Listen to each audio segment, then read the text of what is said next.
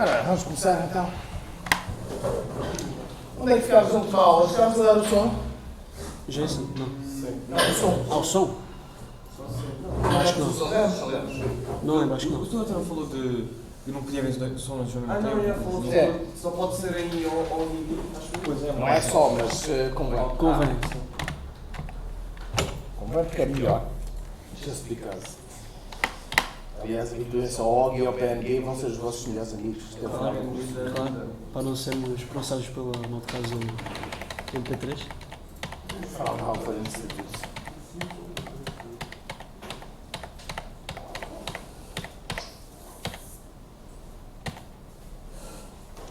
Bem, então, na aula de hoje vamos falar de outras coisas de ficheiros. Everybody's favorite. Ok? Ficheiros. Toda a gente sabe o que é um ficheiro? Pronto, ótimo. Ler ficheiros em Python é simples. Aliás, eu quero sempre que, por exemplo, o Python é a minha linguagem favorita para fazer tudo o que seja automatização de tarefas, carregar um ficheiro, manipular de alguma forma, fazer output mesmo quando estou, por exemplo, a fazer um jogo em Unity e acabo por usar o Python muitas vezes para processar dados e coisas desse género. O Python, de facto, é muito bom para essas coisas. Ler um ficheiro. Primeiro, abrir o ficheiro. Isto há de receber a variável, no fundo, o retorno da função de open há de ser o ficheiro em si, não é? Um objeto. Depois, open, o nome do ficheiro, que não interessa, atenção, lembrem-se que um ficheiro não precisa de ser texto ou binário, ou é o que se quiser. Depois tem de se ter cuidado quando se carrega, quando se lê os dados. Neste caso é um ficheiro de texto. E depois temos então ali uma string no fim, que neste caso diz RT. E o que é que isto está a dizer, o RT? Basicamente está a dizer, estamos a carregar um ficheiro, estamos a abrir um ficheiro para leitura, o R, e é um ficheiro de texto. O T não é estritamente necessário. A questão é que, da maneira como a maior parte dos ficheiros de texto existem, dá jeito. Porquê? É uma daquelas diferenças radicais entre Windows, Mac e Linux, basicamente, que é como é que eles assinalam o final de uma string, de uma linha de texto, ok? É em Windows e depende também da ferramenta que é usada, se é o Notepad, se é isto, se é aquilo. Basicamente, nunca se definiu propriamente um standard rígido para o que é o fim de uma linha, não é? O fim de uma linha é uma interpretação humana. Okay? O Windows tem por tendência a dizer algo que é /R/R. E o que é o /R e /R? Legacy das máquinas de escrever. Okay? Vocês alguma vez viram uma máquina de escrever manual mecânica? Sim. Pronto. Quando vocês querem mudar de linha, vocês têm aquela barra, não é? Em que mexem e aquilo baixa para a linha, vai para a linha de baixo e depois, com a vossa força, volta para o princípio da linha, certo? Pronto. Isto são duas operações, tecnicamente. Um é vai para a linha de baixo, a outra é vai para o princípio da linha. Ok? E basicamente, em Windows, eles também mantiveram isto separado. Não me perguntem os motivos, provavelmente deve ter tido alguma coisa a ver com... eu assumo que deve ter tido a ver com, nos anos 70, quando começaram a surgir as máquinas de escrever eletrónicas, não eram computadores, mas deviam armazenar as coisas de uma certa maneira e depois foi ficando, que é normalmente o que acontece nestas coisas. Mas, portanto, basicamente, o /R é vai para o princípio da linha e o /R é vai para a linha de baixo.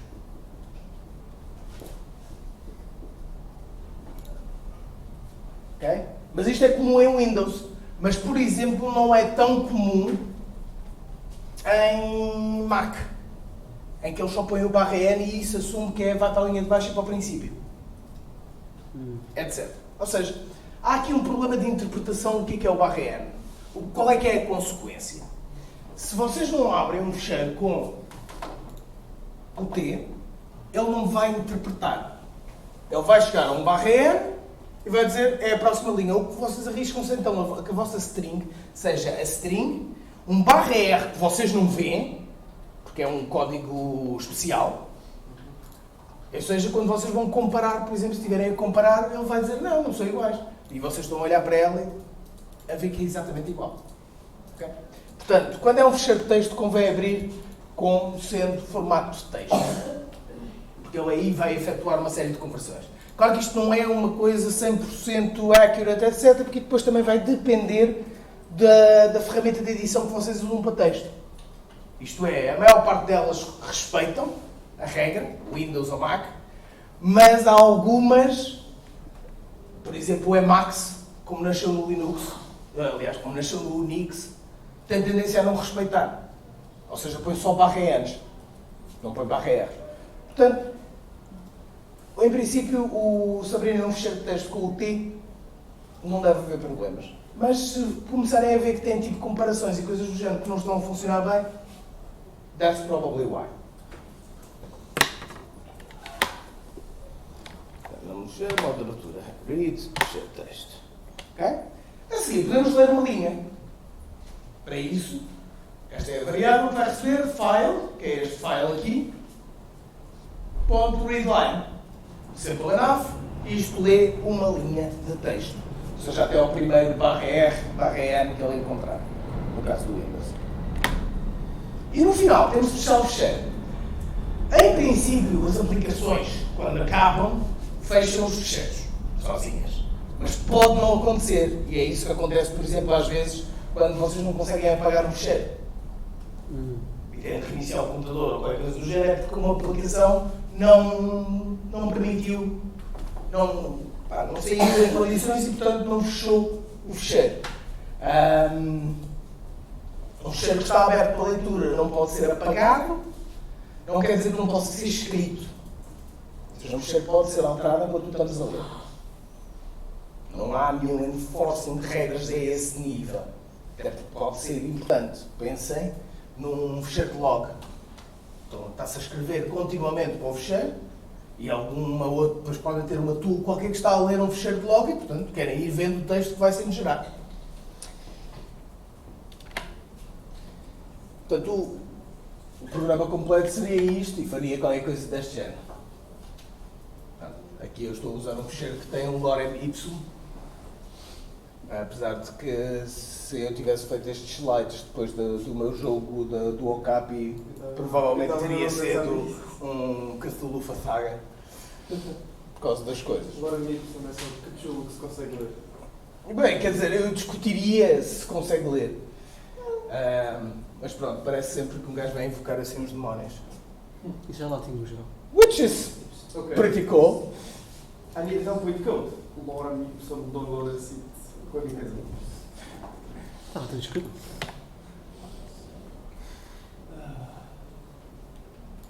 Porque este espaço? Mas está bem, qual espaço? Aqui a seta não está propriamente bem apontada. Devia ter apontado a seta para aqui. Este espaço aqui. Porquê que ele está a dar este espaço? Neste caso. Má interpretação do /R. Ou seja, o que é que foi a string que nós lemos aqui? É blá blá blá blá blá blá, portanto, isto tudo, não sei o quê, veículo, qual, ponto, /R. Ou seja, a string que ele carregou aqui, first line, o último caractere é um /R. O print, portanto, escreve isso, incluindo /R, e depois, portanto, fica com aquela linha extra.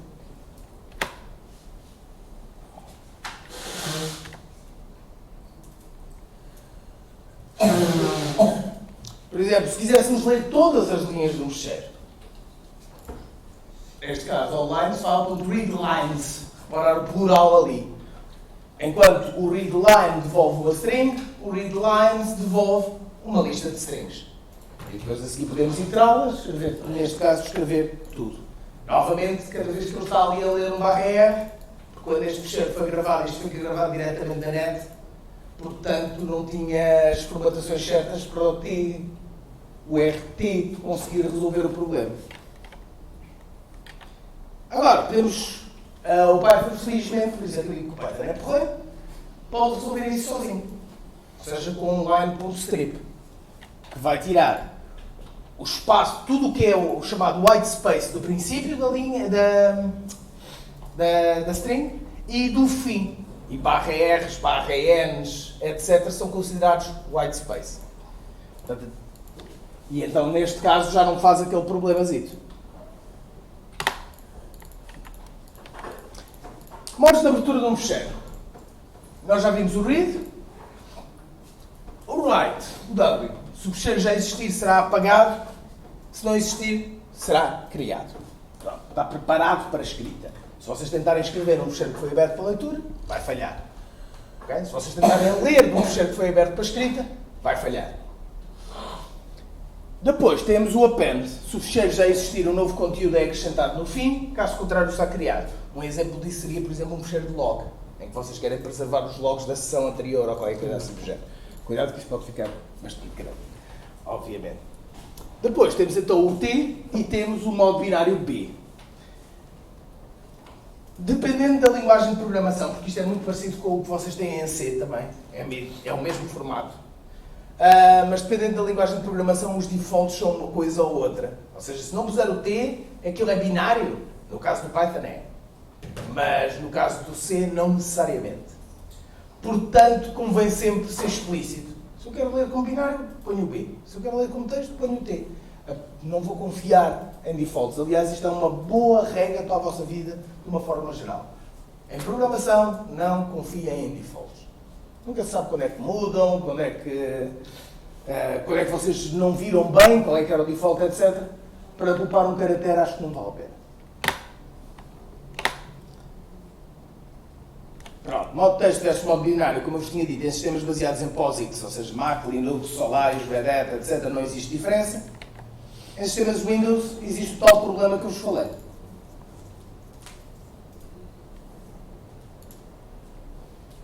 Existe um outro problema. Os ficheiros de texto, quando terminam em Windows, têm um código que é o 1A.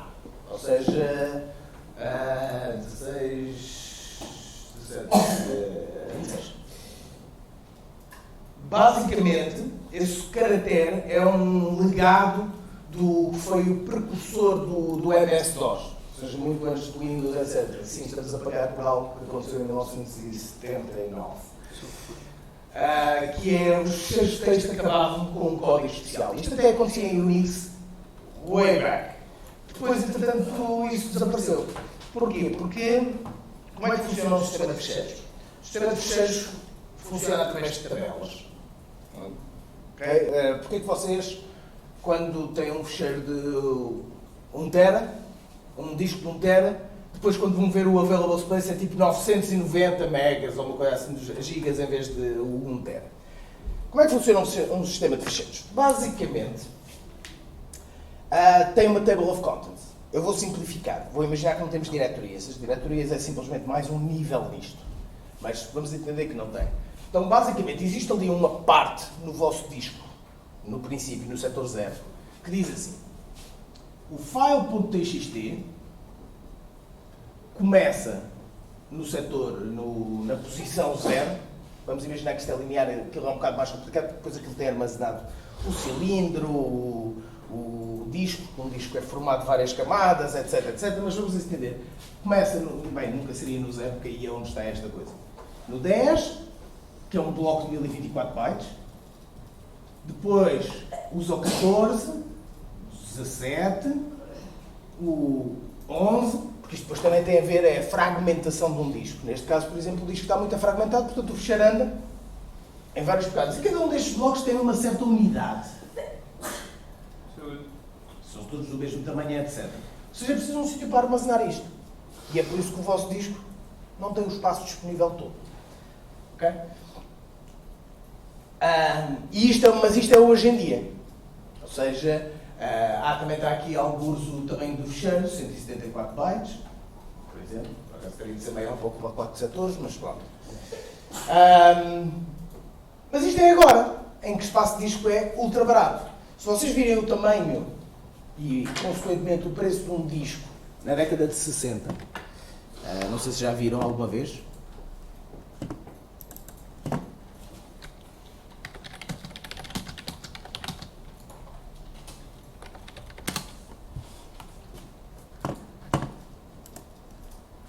Vai depois para aquele sítio.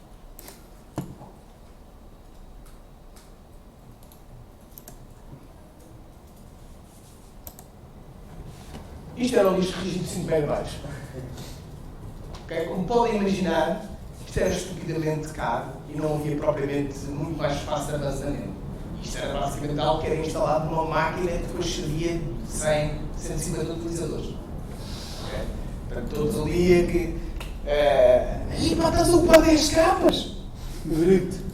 Okay? O que quer dizer que isto era desenhado na altura, nos sistemas de ficheiros da altura, para ser o mais eficiente possível. E uma das coisas que eles faziam era, não havia cá disto. Porque aqueles 2 bytes ocupam muito espaço. Okay? Portanto, o que acontecia? Eles tinham de arranjar uma maneira de simbolizar se o ficheiro já tinha acabado ou não. E por isso tinha lá o tal código. Entretanto, os sistemas modernos, como os Unix e não sei o quê, esqueceram completamente aquela coisa do ficheiro ter um terminador. Mas no caso do CP/M e depois o MS-DOS e depois o Windows, tudo isto foi construído umas coisas em cima das outras, aquilo foi ficando. E portanto ganharam. Nos ficheiros de texto ainda é prevalente. Nos ficheiros binários é raro isso acontecer. Não me perguntem porquê. Provavelmente mais uma daquelas decisões estranhas que alguém tomou ao longo do tempo. Mas pronto. Se quisermos escrever para um ficheiro, neste caso um ficheiro de texto, estamos a abrir o ficheiro. Eu neste caso estou a abri-lo como binário, mas é irrelevante, eu posso escrever texto para um ficheiro binário. Ele não vai fazer interpretação de certas coisas. Neste caso, eu estou a escrever para o ficheiro 10 linhas que dizem line, espaço e o número da linha.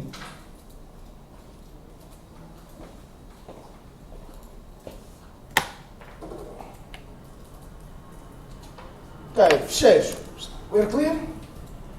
Não há grande ciência, não é? No fundo, quer dizer, fica um bocadinho mais complicado, por exemplo, quando queremos ler bytes.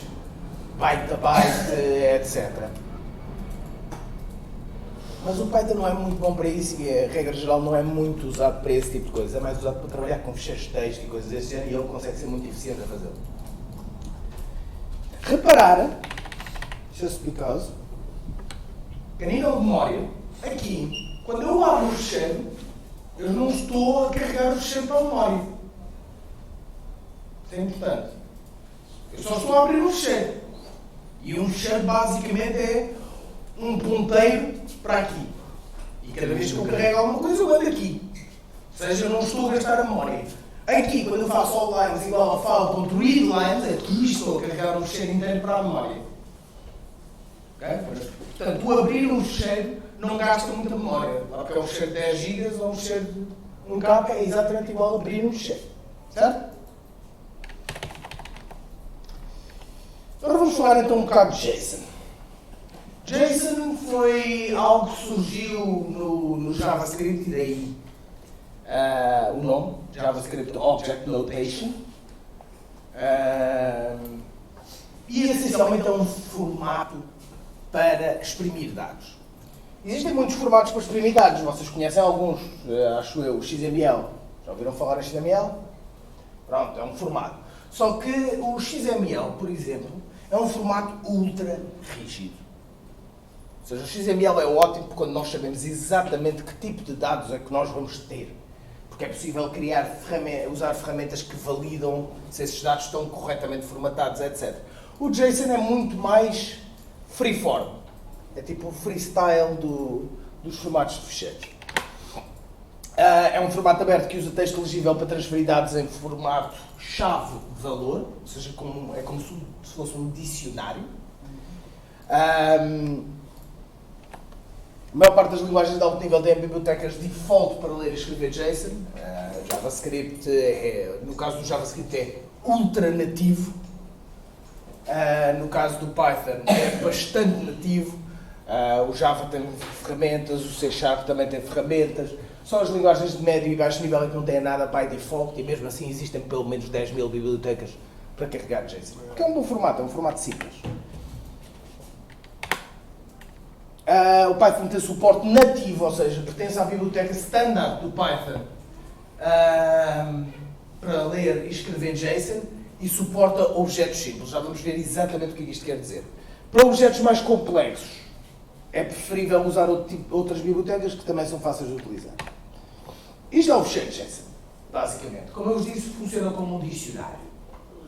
Okay? Temos aqui first name. Este é a chave, este é o valor. Chave, valor, chave, valor. Tipicamente, ele suporta strings, booleanos e números. Apesar de que muitas vezes algumas ferramentas de Python tratam tudo como strings. Ou seja, portanto, se vocês vissem isto com umas aspas à volta do true, é normal em Python. Okay? O Python também suporta duas outras noções. A noção do objeto, por exemplo, isto é um objeto, ou seja, o address, que é o conjunto de um street address, um sítio, ou seja, subdados. Também suporta arrays, listas. Por exemplo, neste caso, ele começa aqui uma lista, depois tem aqui os dados, etc. Se vocês virem, isto é estupidamente parecido já com Python normal. Okay? Com pouquíssimas alterações, nós podíamos agarrar isto e pôr diretamente no fecheiro de código de Python. Era preciso fazer algumas alterações, não muitas. E no caso do JavaScript, isto é igual, nem sequer é parecido. Isto é código válido JavaScript. E é por isso que o JSON é tão popular. O que isso quer dizer é que, o que eu quero dizer com popular, se calhar queria definir também isso. Popular é que muitos protocolos, como o REST, ou o OAuth e muitos protocolos standard da internet, usam o JSON para comunicar. Ou seja, se eu for, por exemplo, ao IMDb e pedir dados de um certo filme, esses dados vêm em JSON diretamente. E depois o JavaScript que está na página é que agarra naquilo e põe as coisas nos sítios certos. Agora, então como é que se usaria JSON mais concretamente no caso do Python? Vamos criar uma estrutura de dados. Neste caso um dicionário que tem um points, que tem uma lista de pontos, cada um deles com um X e um Y, e temos aqui um número de pontos. A estrutura podia ser qualquer coisa que fizesse. Eu é que me apeteceu fazer esta.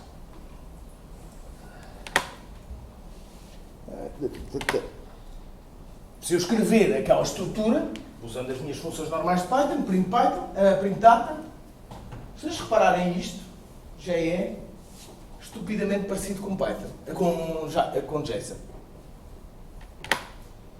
Se eu quiser agarrar naqueles dados e colocar aquilo num fecheiro, gravar um fecheiro com aqueles dados, só tenho que fazer open, neste caso um fecheiro de escrita, vou pedir ao sistema de JSON do Python, através deste JSON, portanto teria de fazer import JSON, .dump s, isto não é dumps, é dump s, ou seja, dump string, dos dados, que era aquela lista que eu tinha ali, e depois a seguir vou escrever o que isto me dá. Ou seja, isto formatou a minha estrutura de dados Python em string. E depois fecho o fecheiro.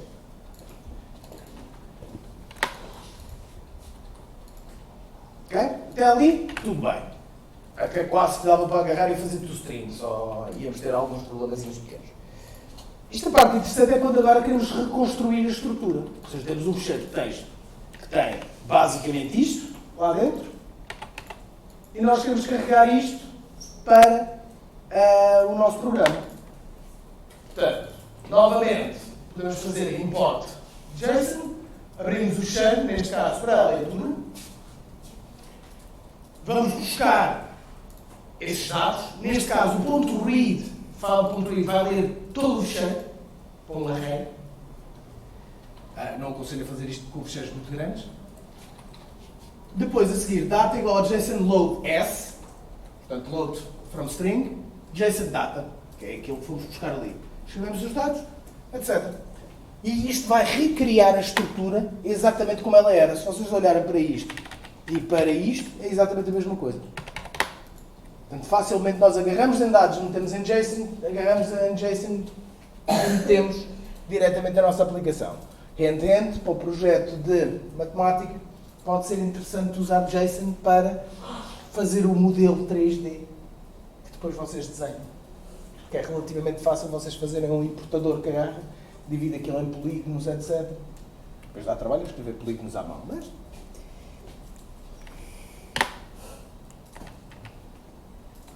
Ok, agora, a biblioteca de JSON, do default do Python, tem limitações. Nomeadamente a serializar, que é como se chama este processo. Okay? Quando eu agarro em dados e transformo-o em ficheiro ou qualquer tipo de representação, ou agarro nessa representação e transformo em ficheiros, isto chama-se um processo de serialização, deserialização. A biblioteca standard tem limitações, nomeadamente não é possível serializar classes, ou seja, se eu quisesse, lembro-se em matemática, eu mostrei-vos a classe vector 3, eu não consigo agarrar nela e passar ao sistema de JSON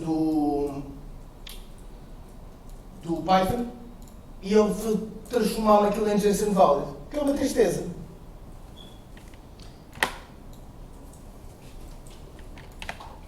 Mas há outras bibliotecas para isto, e há muitas.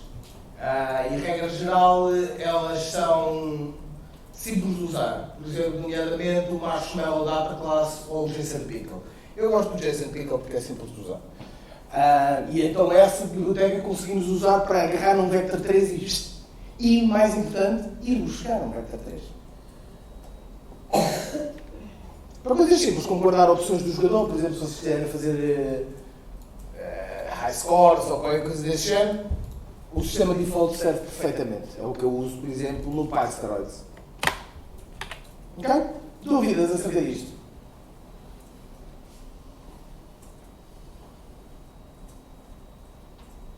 Não? Good. Deixa-me buscar os outros slides que eu esqueci.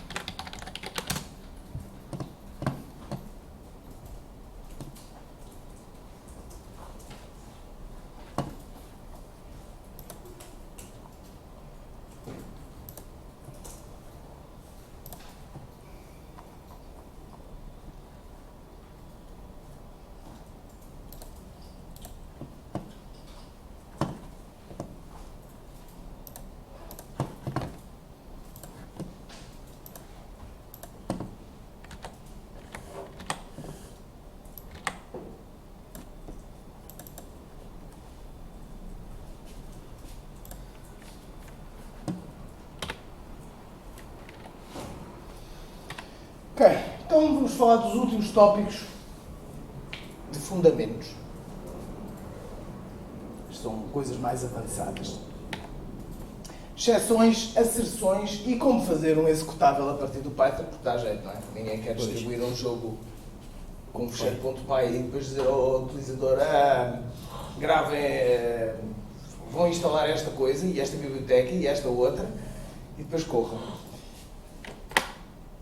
Okay? Vamos começar por falar sobre exceções. Exceções é uma maneira de gerir erros. Okay? Existem duas escolas de pensamento à volta de tudo o que é erros. A escola dos error codes e a escola dos exceptions. E isto é uma daquelas guerras santas. Okay? Não se entendem os dois campos. Porque não percebem, essencialmente porque não percebem que as condicionantes de uns e de outros são diferentes. Okay? Eu se estiver a fazer um jogo para PlayStation e aquilo tem de correr a 60 frames por segundo e tem altos gráficos e não sei o quê, não é uma questão de se eu gosto de usar exceptions ou não. Eu não posso usar exceptions. Tem um overhead de performance demasiado grande para esse tipo de coisa. Agora, se eu estou a fazer um jogo mais pequeno, etc., eu posso perfeitamente usar exceptions. Ou posso usar qualquer tipo de intermédio. Infelizmente, este pessoal que faz estas guerras santas de programação não entende isto e prefere passar anos e anos e anos a discutir isto. E isto é uma discussão que tem mesmo muitos anos. E o que é que eu chamo de gerir erros? Vamos imaginar. Eu fiz uns slides que eu já não me lembro. Vamos imaginar. Eu tenho um programa. Tem uma função que recebe uma string e o que vai fazer é procurar uma certa keyword nessa string e devolver true ou devolver false. Portanto, primeiro vai procurar uma certa string, Walter,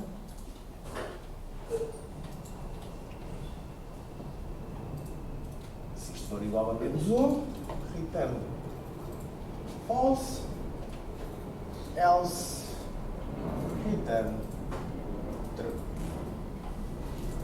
Então diríamos que isto é pouco polémico, certo? Agora, tenho uma outra função.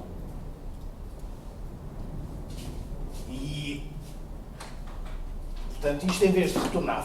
Oi? Ah, não, pode ser. Pode ser. Isto é ao contrário. Se não encontrar o Walter, retorna false. Todas as strings deviam incluir o Walter. E agora tenho uma outra função.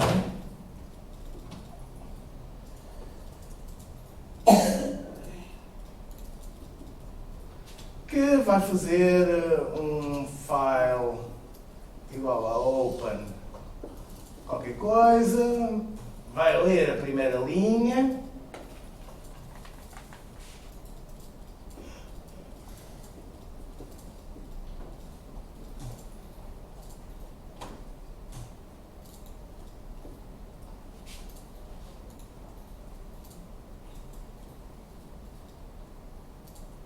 vai chamar aquela função, põe esse valor num booleano,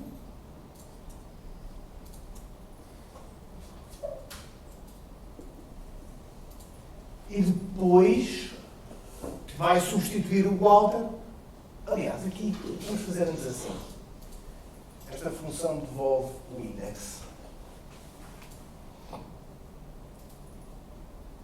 Portanto,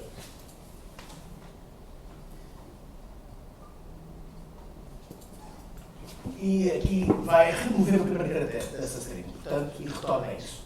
Portanto, return str. str 02 pontos que é o B, concatenado com str e do B mais 1 até ao fim. Parvo, não interessa. Agora, aqui a questão é, este programa todo assumiu que a primeira linha daquele fecheiro tem lá escrito Walter. Alguns. Porque senão isto vai estourar. Não é? Agora, como é que deveríamos tratar isto? E é aqui onde entra o debate filosófico. Devíamos verificar aqui se aquela string existe, o Walter, ou devíamos verificar aqui e de alguma forma devolver algo válido? Dentro da função direta. Não há uma resposta. Isto é uma daquelas coisas que não há uma resposta, que vai depender do caso, etc. E principalmente, depende, por exemplo, se eu faço um erro aqui, vamos supor que depois eu tenho uma outra função no outro lado do código, que também precisa de uma coisa daquele género, mas nesse caso eu quero um comportamento um bocado diferente. Vou fazer uma cópia daquela função. Ok? Portanto, há muitas maneiras diferentes de interpretar o que é um erro. O que é um erro num pedaço de código pode não ser um erro no outro. Pode ser simplesmente uma coisa que aconteceu. O que é perfeitamente válida. Pode ser verificada e reagir-se apropriadamente. Ok? E todas estas coisas têm influência nas duas maneiras de tratar esses erros. Ok? Os error codes e as exceptions. Os error codes funcionam à base de serem explícitos. Eu chamei uma coisa qualquer, verifico, recebo um error code, recebo aqui neste caso é um error code binário, ou fez ou não fez, e reajo. Okay? E tenho aqui a execução normal do código depois daqui para a frente. É explícito, eu digo, está aqui, está neste ponto. Eu consigo seguir a lógica. Exceptions são mais estruturadas. Numa exception, nós estamos a separar o tratar os erros da parte do que é o nosso código normal. Neste caso, temos aqui a nossa função que pode falhar e por baixo temos a execução caso tudo corra bem. E temos então aqui a parte em que detectamos os erros separada e tratamos esses erros. Ok? Ou seja, no fundo, a diferença filosófica, é um bocadinho mais sofisticado aqui, mas a diferença filosófica é se eu quero tratar os erros como parte do meu código ou se eu quero tratá-los de facto como uma situação anormal. Estão a perceber aqui esta nuance? Então os erros, as exceptions, os erros são meio que metidos para lá? Não metemos para lá porque estamos a tratá-los à mesma. Estes dois pedaços de código fazem basicamente a mesma coisa. A diferença é que todo o código de erros está condensado num sítio específico. Eu estou a tratar este erro, eu estou a tratar aquele erro, eu estou a tratar o outro erro. Enquanto no caso dos error codes, a função que está a chamar a minha função tem de estar consciente do erro. Okay? Vamos ver um exemplo prático, se calhar. Pronto, como eu vos disse, é tipo cruzada. Estas duas abordagens. Visual Studio Code.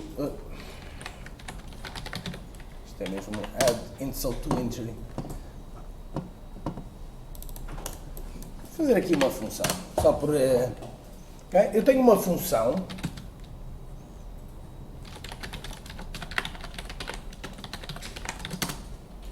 Vamos ignorar o facto do Python não me deixar fazer isto de qualquer forma.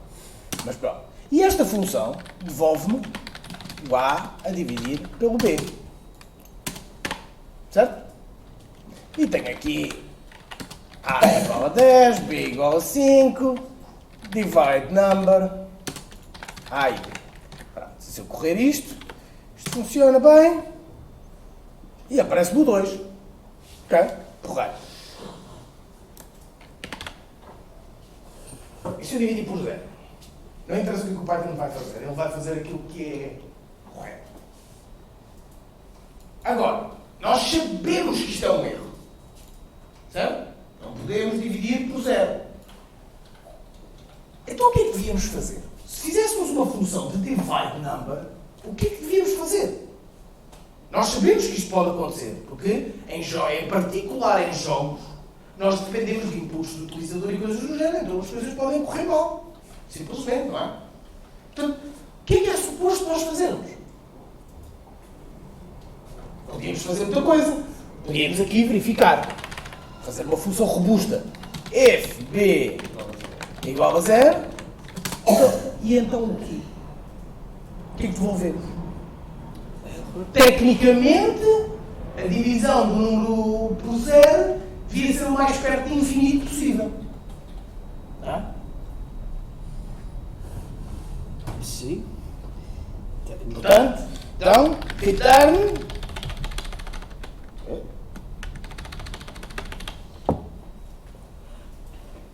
Quer dizer, não é propriamente certo, nós sabemos que não é certo.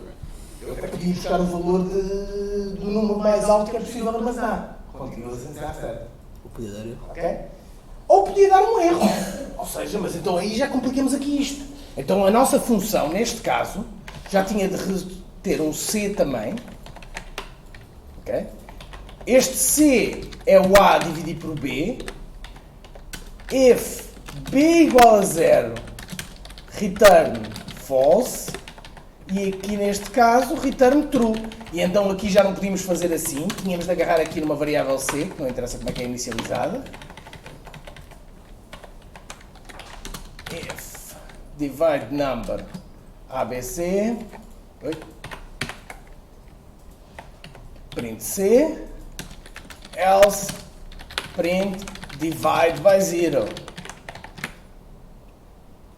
Okay. Acabamos de fazer isto ficar 10 mil vezes mais complicado para algo que acontece uma vez. Não é? Que acontece de vez em quando. Não está errado.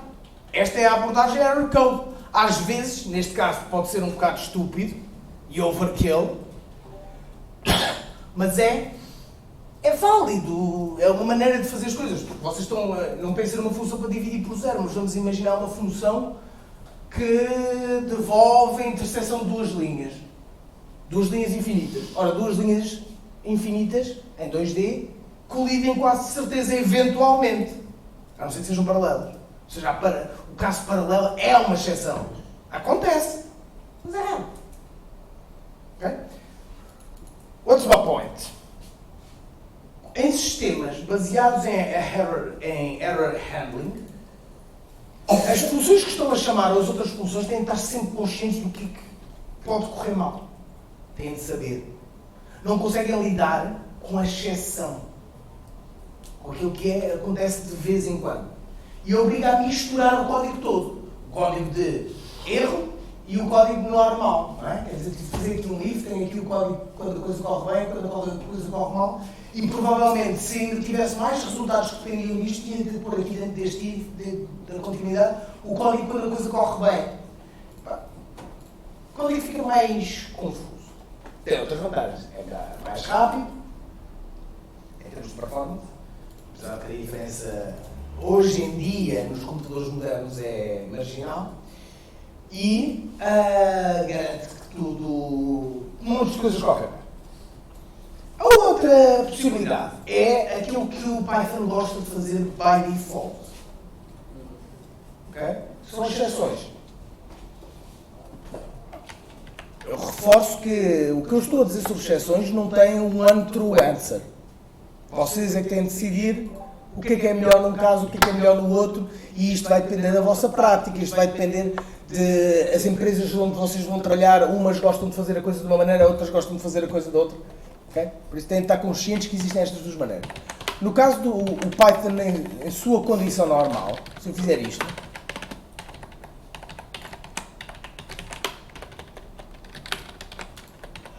portanto, voltando aqui à condição que tínhamos inicialmente, ok? Só confirmar que isto não enganei.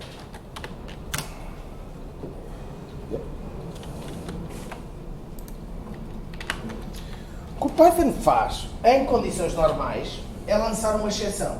Ou seja, apesar de nós não vermos, naquela função existe uma outra condição de saída, que é o erro. Nós não o vemos, porque esta é tratada sozinha pelo Python. Mas se eu correr este programa,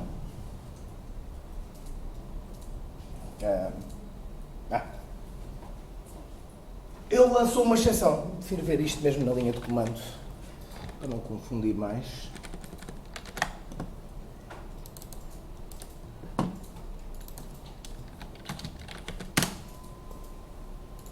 Ok? Uma coisa destas, um erro. Vocês já viram isto muitas vezes, este tipo de erros. Isto é uma exceção. Basicamente o que ele está a dizer é que aconteceu alguma coisa drasticamente errada e ninguém soube tratar isto. Portanto, isto chegou ao interpretador de Python e ninguém sabia tratar isto. Ora, e o programa morreu ali. Não é o que nós queremos a maior parte das vezes. Ou seja, isto é funcionalmente diferente daquilo que nós vimos. Não é? O outro sabia tratar aquilo e dizer. Mas nós também podemos fazer isso com exceções. Ou seja, neste caso, esta exceção não é tratada, é um unhandled exception. Nós podemos tratar. Porquê? Porque se nós estivermos interessados neste problema, se é alguma coisa que nós prevemos que pode correr mal, nós fazemos código para tratar isso. Não dependemos da função de baixo saber que deve ou não tratar isto. Okay? Portanto, no caso do Python, deixa-me voltar aos slides.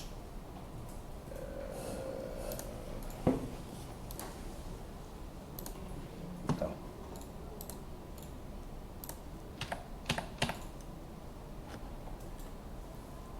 Okay? Nós criamos um bloco e dizemos assim: Python, tenta lá isto.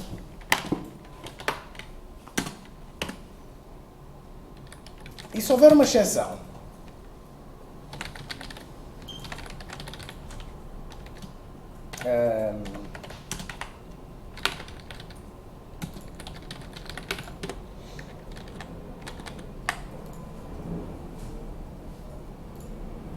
a coisa está mal, eu devia estar a assinalar.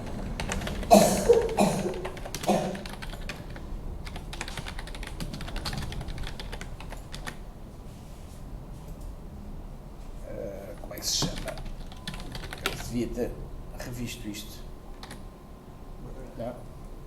Isso nos põe como é possível. Está no Git Bash? Hã? Não está no Git Bash? Zero Division Error.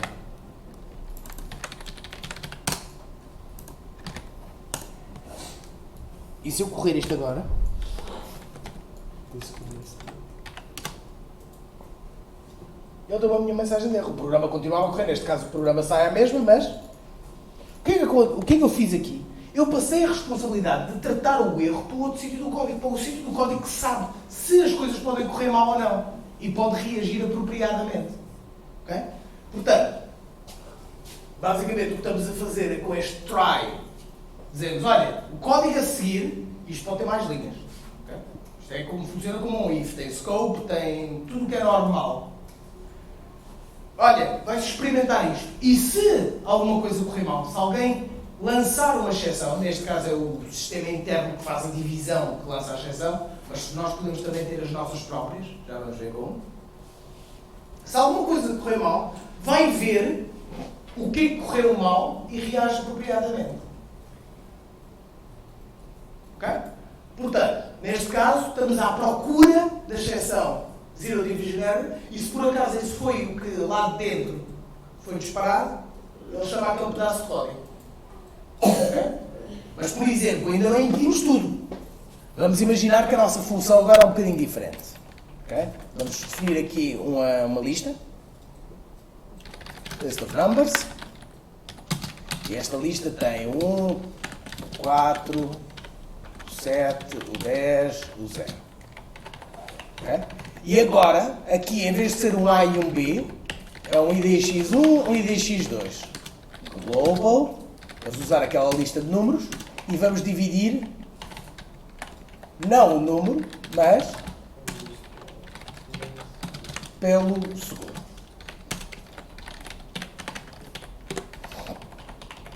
Se neste caso, o meu A e o meu B, vamos pôr o...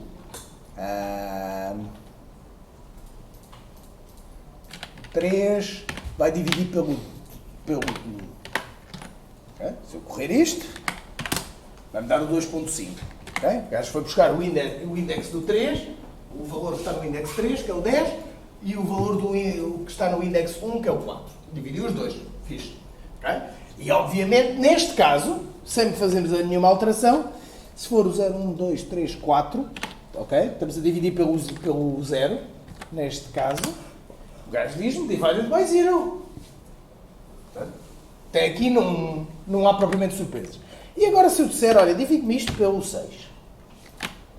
Nós não temos o valor 6, portanto ele vai dar erro. Neste caso o Python vai lançar uma exceção. Outra exceção. O index error. List index out of range. Okay? Mas nós podíamos preparar o nosso código para tratar isto.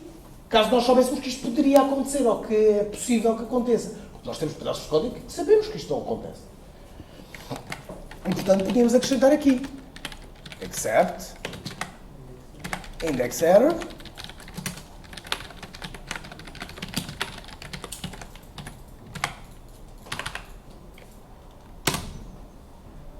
E reparem a parte interessante disto. Aqui, se nós quiséssemos fazer isto com um sistema de detecção deles, tínhamos de verificar se o IDX1 existe e se o IDX2 existe. Mas assim, quer eu tenha errado o A ou o B, ele vai me dar o erro. Obviamente, eu podia querer saber qual deles é que tinha sido. Não é? Mas, à partida, consigo tratar universalmente as coisas. E nós não estamos... Estas exceções que nós estamos a ver estão a ser lançadas pelo próprio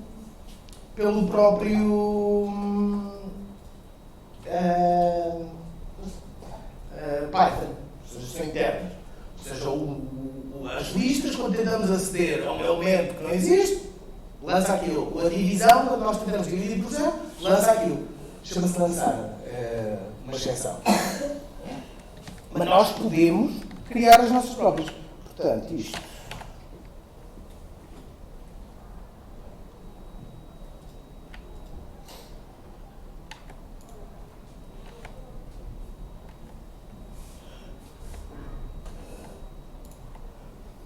Deixa eu ver aqui uma coisa.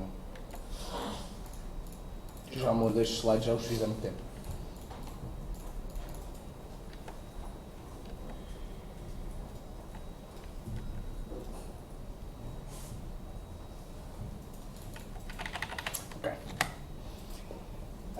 Portanto, neste caso estamos a usar exceções que existem a partir do próprio Python. Agora, vamos imaginar que nós queremos dar qualquer tipo de erro. Repara, nós fizemos uma função que, por algum motivo, o nosso world, o nosso mundo de jogo é wraparound. Okay? Quando chegamos à direita, ele volta para a esquerda. Ou seja, a sua posição 10, ou 100, é igual à posição 0. E, portanto, qualquer divisão por 100 devia também dar um divide by 0, porque nós queremos dar um divide by 0, porque queremos tratá-lo da mesma forma. Ok? Obviamente que havia outras maneiras mais inteligentes de fazer isto, mas vamos imaginar que esta é a nossa. Ou seja, nós queremos agarrar nesta função e se... Vamos pôr aqui esse número. Queremos verificar se list of numbers for igual a 100. Então queremos lançar a mesma exceção, tratá-lo da mesma forma. Okay? Neste caso, para já vamos fazer só, vamos pôr o index 0, 1, 2, 3, a dividir pelo 0, 1, 2, 3, 4, 5. Okay? Neste momento isto funciona, como está. 0.1, 10 a dividir por 100. Mas nós queremos que isto dê um divide by 0. Ok? Para isso, só temos de fazer raise zero division error. Se eu correr agora isto, ele vai tratar aquilo exatamente da mesma forma como o 0. Como dá algum jeito. Se quisesse fazer este tipo de coisas. Isto é particularmente interessante se nós quisermos fazer as nossas próprias exceções. Nossa própria maneira de tratar erros, etc. Vamos ver um exemplo. Aliás, nós vimos um exemplo nos vetores. Na aula passada. Na aula de matemática. Mas, por exemplo, vamos agarrar aqui. Eu lembro-se que quando temos um index error, ou seja, é este caso.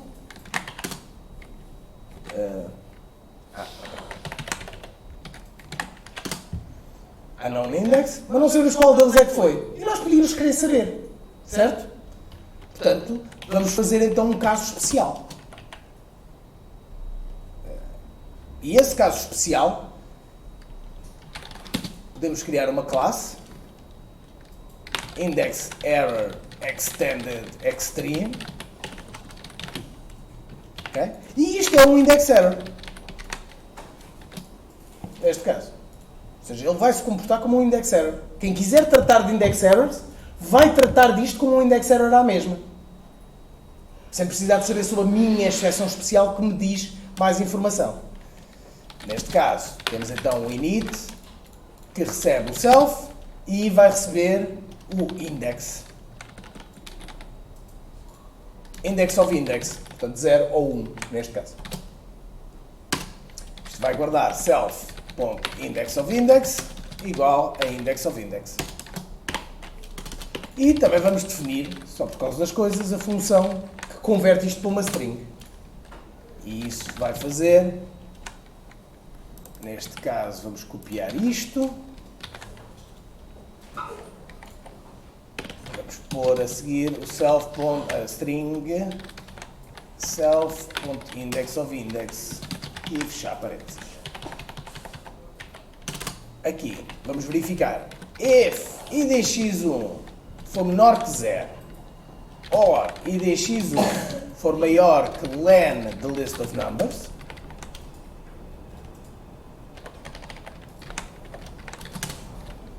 raise index error extended extreme e passamos-lhe o index 0. Se for a mesma coisa com o index 2, passamos com o index 1. Okay? Eu não mudei nada, ou seja, isto continua a tratar um index error. Okay? Se eu fizer testpy, continua-me a dar um unknown index. Certo? Mas, se eu quiser tratar como index tal coisa, print. Agora nós queremos os dados daquela exceção. Não é? Portanto, vamos buscar o objeto em si. Por ali numa variável E. Eu aqui eu não estou interessado nos dados em particular que estejam lá dentro, porque a maior parte das exceções default do Python não têm dados extra. Mas esta tem. E, portanto, vamos só escrever STRE. Se não me enganei. Index error external extreme foi 0. Ou seja, exatamente aquilo que eu pus na minha conversão para string. Ou seja, uma função de mais alto nível que não saiba nada sobre o index error extended extreme continua a poder tratar aquilo como um index error. Mas funções que por acaso queiram saber qual deles é que foi, podem tratá-lo. Se eu nem sequer tratar, neste caso, por exemplo, vou tirar daqui o try,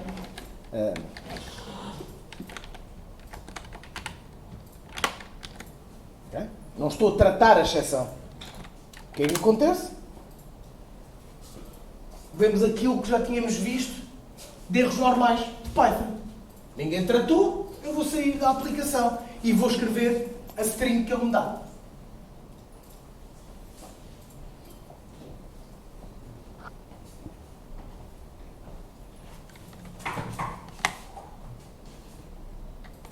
Agora vamos voltar aos slides.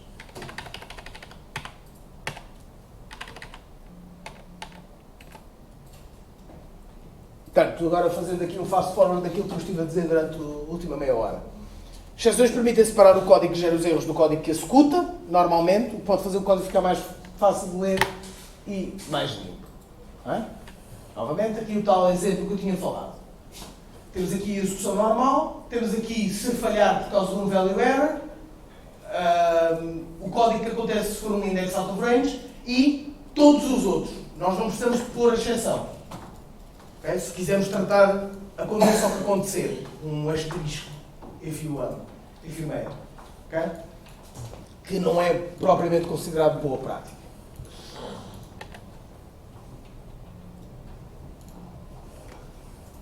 Okay? Exceções podem ser tratadas no ponto em que faz sentido, mesmo longe da função que origina o erro. Quer dizer que, por exemplo, naquele meu caso, eu podia estar a chamar aquilo dentro de uma função que chamava uma função, que chamava uma função, que chamava uma função, que chamava uma função. Lá mesmo nos escafundós. Mas eu posso tratar aquilo só cá em cima mesmo, para dizer ao utilizador, olha, não vai dar. Por exemplo, isto é muito comum em jogos com networking, por exemplo. Não é? O erro há de estar a dar no hardware que não conseguiu fazer o que eu quero. Mas eu quero aquilo no main game, que é para poder fazer aparecer uma caixinha, erro 47. Ok?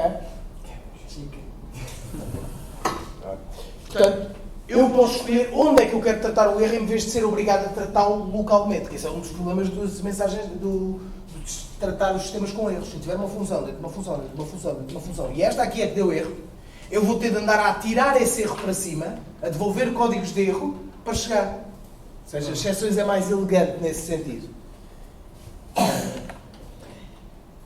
As exceções obrigam a tratar o erro, não permitem que o programador ignore os problemas que possam aparecer.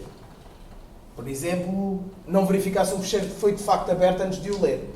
Neste momento, se vocês tentarem abrir um fecheiro que não está lá, ele dá logo um exception. Okay? E, como as exceptions, por norma, mandam a aplicação abaixo, o programador é obrigado a ter de lidar com isso logo.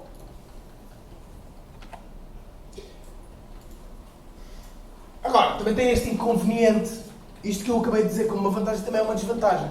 Não é? As exceções têm a tendência de tratar tudo como se fosse um erro fatal. É tipo o drama queen dos erros.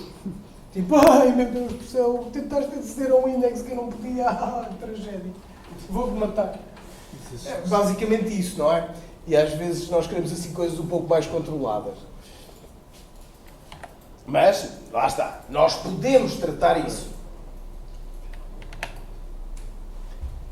No final de contas, exceto casos muito particulares, por exemplo, construtores em C++, é uma questão de gosto. Usar exceções ou não usar exceções. Eu não tenho uma opinião forte one way or the other. Com os anos, se me perguntassem há 10 anos atrás ou 15 anos atrás o que é que eu achava de exceções, eu ia dizer que era tipo da Plague Upon Mankind.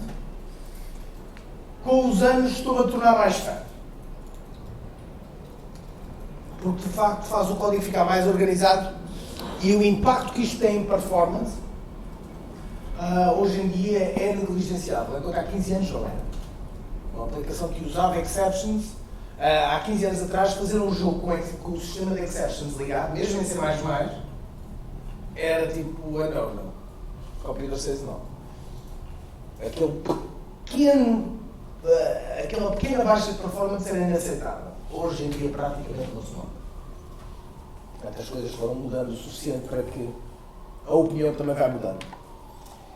Às vezes não é possível evitar usar um e o outro, especialmente quando se usa uma biblioteca externa. Vocês podem fazer o vosso jogo todo limpinho, todo cheio de exceptions, todo código joia. E depois de repente vocês vão buscar uma biblioteca externa e essa trata tudo como erros, como error code. Mas vão deixar de usar a biblioteca? Se calhar não, porque dá muito jeito. Portanto, às vezes não é possível. E vice-versa, também acontece muito. Por exemplo, é muito comum em bibliotecas de networking tratar tudo como exceções. Os sistemas de networking são particularmente sensíveis a esta ideia de eu não consigo fazer nada com este erro. Eu só preciso de avisar alguém que houve o erro para ver se ele consegue. Não é? Vamos imaginar que vocês estão a receber um pacote pela rede que tem a posição do inimigo. Não é? O que é que acontece se esse pacote de repente tem um erro? A biblioteca de networking não faz a mínima ideia o que é que há de fazer com isto. Não tem noção de contexto. Enquanto vocês, como criadores do jogo, se calhar, se não chega agora, chega daqui a 2 milissegundos outro pacote com a posição do inimigo. Não é particularmente grave, portanto posso continuar a correr isto limpinho. Ou seja, as bibliotecas de networking têm muita tendência de seguir o mecanismo de exceções. Uma das coisas que eu não falei. Portanto, já vimos que este é um código que pode lançar exceções. Não ponham o programa todo dentro de um try. Não é? Convém pôr o código que pode dar erros dentro disto e o resto continua. Depois temos então, por exemplo, aqui o código para tratar a primeira exceção, o código para tratar a segunda exceção, o código para tratar qualquer exceção que não seja uma destas duas. E temos aqui o finally. O finally vai correr independentemente se houve exceção ou não. Ou qualquer uma das exceções. Ou seja, este código de exceção foi corrido, ele vai saltar para aqui. Este código de exceção foi corrido, ele vai saltar para aqui. Este código de exceção foi corrido, ele vai saltar para aqui. Este código correu sem exceções, ele vai saltar para aqui. Então ele diz que está o erro e depois pode continuar a correr. Exatamente. Okay? O finally isso funciona como, independentemente do que é que aconteça, corre isto. Dá jeito a certo tipo de funções. Também é considerado má prática, mas pessoalmente eu não acredito muito nesta coisa tão binária de boa prática, má prática. Acho que tudo tem o seu lugar. A maior parte das coisas tem o seu lugar. Mas isto é considerado, o finally é considerado tão má prática que, por exemplo, o mecanismo de exceptions do C++ não tem. Não permite esta ideia.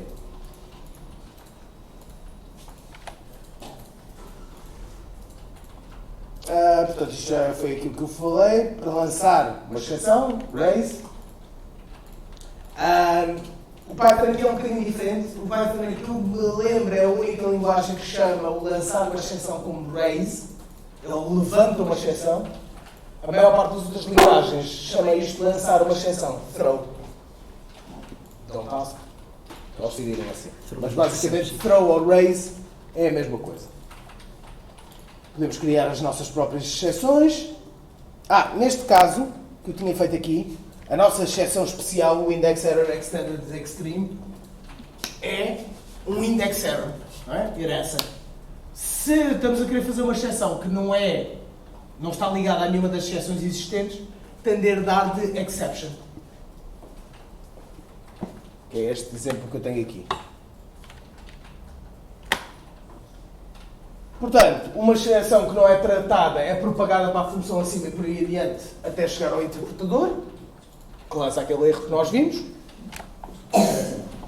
Esse, quando chega ao interpretador, se ele recebe uma exceção que não foi tratada, ele vai sempre parar a execução do programa e escrever a exceção. Ou seja, idealmente nós não deixamos chegar a esse ponto para parecer uma coisa mais própria.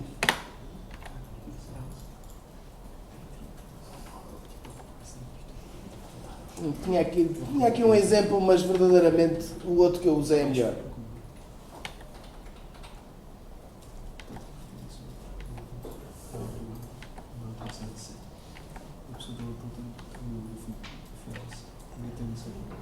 Ok, dúvidas acerca de exceptions? Quem é que aqui ficou convencido que usar exceptions é awesome? Parece muito mais Quem é que acha que o outro sistema é melhor? Quem é que preferia estar em casa? A única pessoa com coragem no meio disto tudo. Não é coragem. Se eu quisesse estar em casa, não teria. Só para fazer isso e é. Assim, não fazer nada. Mas há hoje é importante ser que é importante. Pronto. Como eu volto a dizer, usar ou não exceptions depende do gosto. Há casos em que é muito porreiro, mas também tenham cuidado com o chamado over-engineering, que acontece também muitas vezes. O que eu gosto de chamar a princípio do só temos um martelo, tudo nos parece um prego. Há casos em que exceptions não é a solução certa. Pensem nas coisas caso a caso em vez de one size fits all. Pá, eu conheço muita boa gente, muito bom programador, que tem um kit com 4 ou 5 ferramentas que usa e depois está a martelar aquelas em tudo em vez de se calhar para isto não era preciso esta coisa, basta esta coisa mais simples. Só que ficam tão habituados a uma maneira de fazer as coisas que não saem disso. Então não vejam. Que já? 10 e um quarto.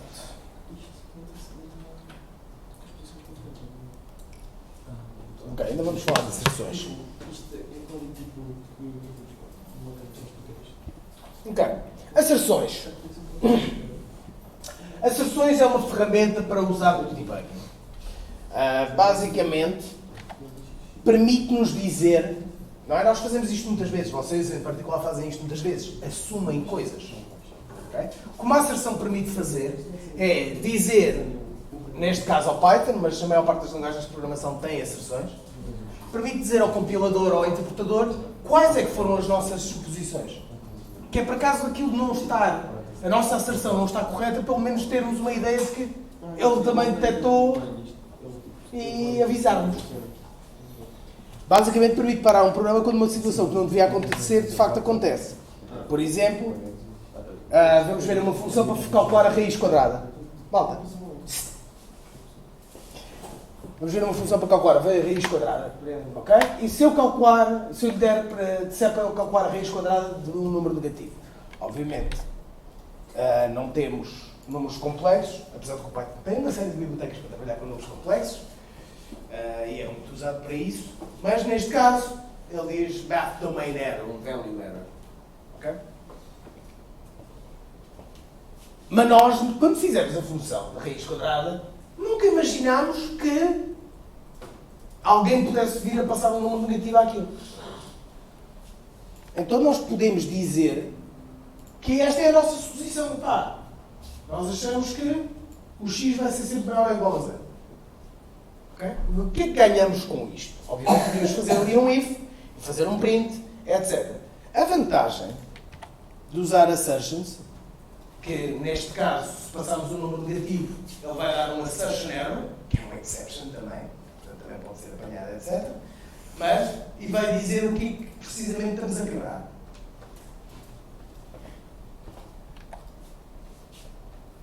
Também podemos dar uma mensagem de erro.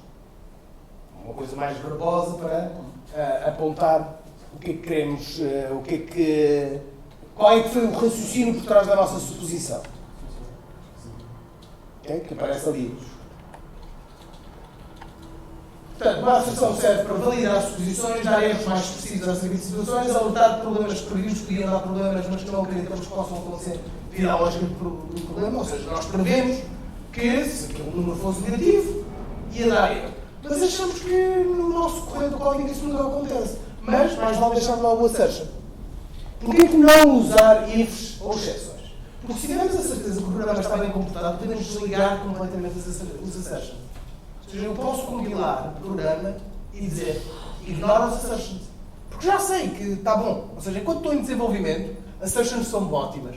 Quando o jogo depois chega ao end user, já não é preciso. Exceto se for um jogo da Bethesda. Nesse caso, manifestamente continuava a precisar. Ok? Portanto, basicamente é a diferença entre um assertion ou usar uma exception. O exception nunca pode ser ignorado.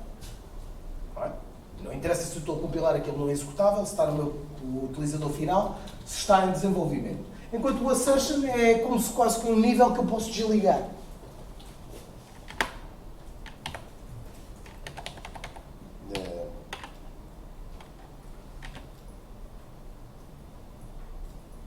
Ok. Vamos para o intervalo. Vamos quase a acabar a matéria. Depois podemos fazer aí umas brincadeiras.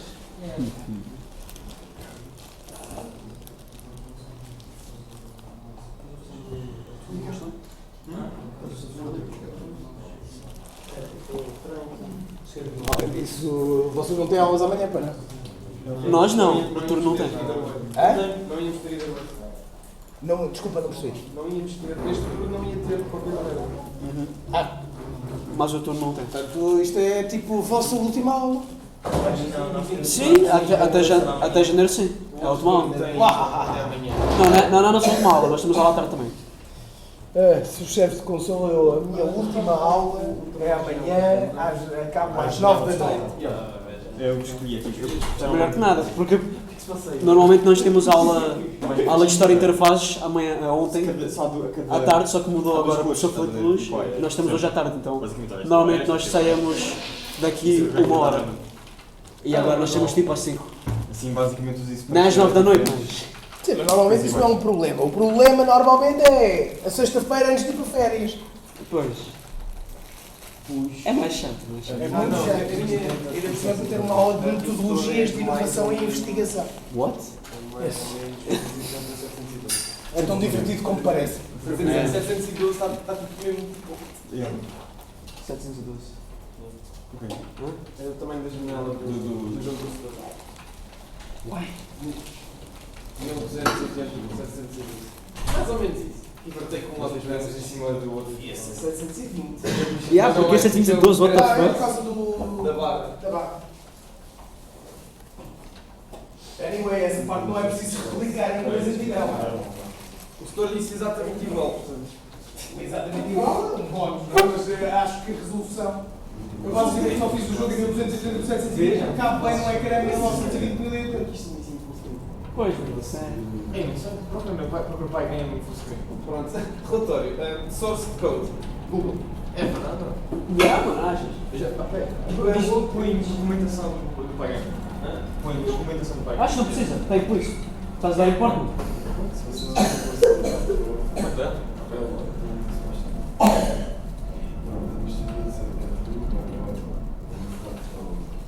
Ok,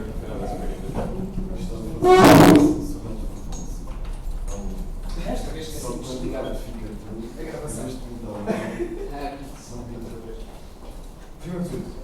O setor há de conseguir um semestre em todos os casos. Olha, Moving on. Executáveis.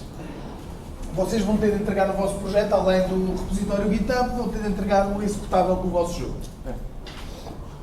Ok? Portanto, como é que se faz um executável?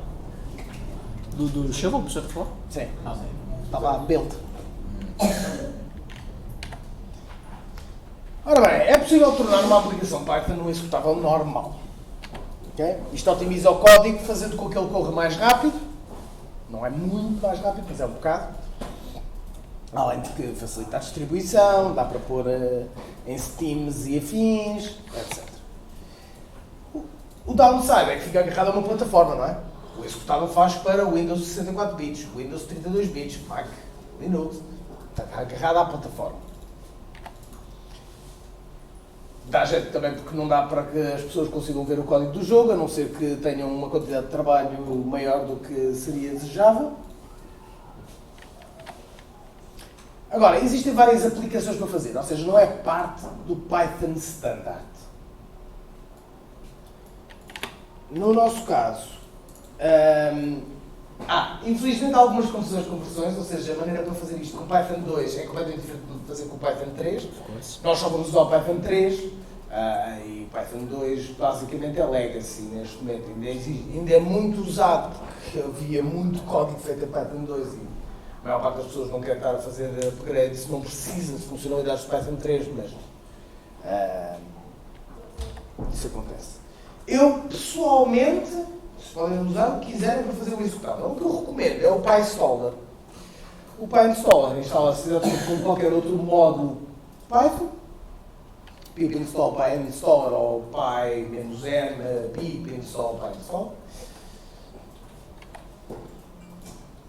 E, neste caso, por exemplo, eu estava a aplicar isto ao Adventure 9.py. E dei como parâmetro o OneFile, já vamos ver o que faz.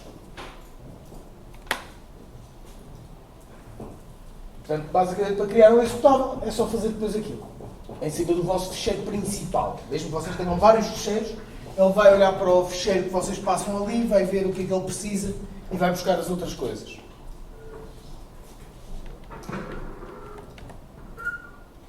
Isto vai criar uma pasta chamada dist, apesar de dar para configurar isso com parâmetros, mas deixo ao vosso critério se querem descobrir essas coisas ou não. E na pasta dist vai estar um executável com o nosso programa para a plataforma onde fizemos esta operação. Não se esqueçam de copiar qualquer ficheiros que sejam necessários para a execução. Imagens, sons, ficheiros de texto, etc. Para a pasta dist? Sim, quer dizer, tem de ir tudo junto, não é, no fundo.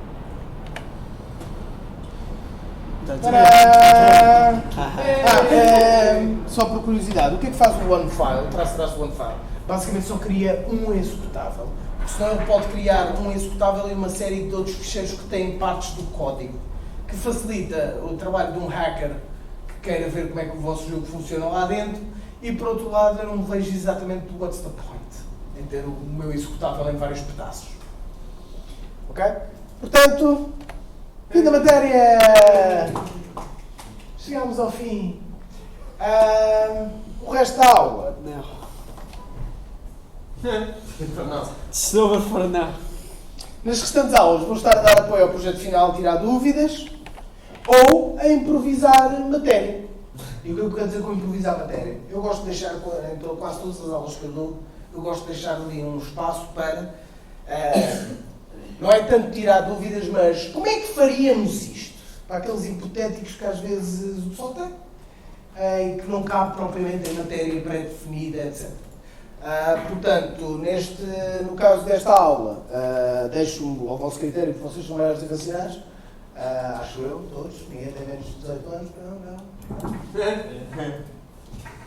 Mas toda a gente sabe que 17 anos no Brasil são 18, por causa do fuso horário. That's all. Que é que o Gabriel vai secar? Mas pronto, portanto, toda a gente, exceto o Marco, pode decidir, se quiserem me dar de frosques, podem dar de frosques, não leva mal, leva só um bocadinho mal. Se quiserem tirar dúvidas dos vossos projetos, podemos tirar dúvidas dos projetos. Se quiserem que eu invente qualquer coisa de pseudo-matéria, uma coisa mais prática, mais tutorial, e tiverem sugestões, também podemos fazer isso. Ok? Portanto, está inteiramente ao vosso critério o que é que fazem. O Marco entrou no avião e viajou. Mano. O Marco não pode dizer o que é que queremos fazer porque ele não é maior e eu não sei quais é que são as condições legais. Olha, faz assim, pede aos teus pais para escrever.